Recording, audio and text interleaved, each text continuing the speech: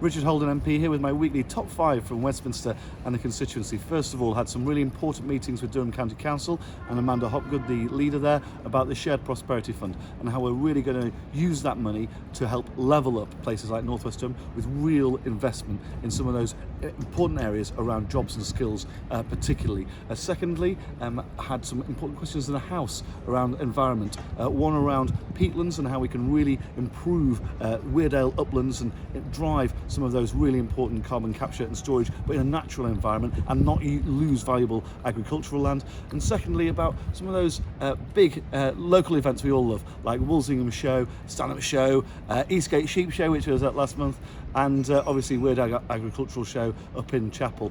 I'm going to be pushing for a debate on those, just to really highlight the importance that they have to tourism and the rural communities more generally.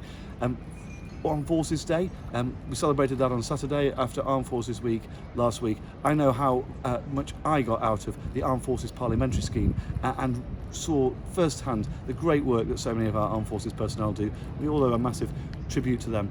Fourthly, Barclays branch in Concert is going to be closing, but I've been having meetings with them over the last couple of weeks, and what I'm going to ensure is that they maintain a local presence, whether that's in a community hub or in the library or something like that, but we're going to make sure that there's that still access to cash on a daily basis with people, and there will be no job losses there as a result of that as well. And finally, my really good news story of the week. I had a local resident get in touch on behalf of our mum who's been a victim of fraud with somebody trying to put a bill onto her, a telecoms bill. If you're in that situation where somebody is either trying to use you or a vulnerable elderly relative, just get in touch with my office and we'll happily take those issues forwards so you don't get stuck in those quagmires for too long. So that's my weekly update, and see you next week.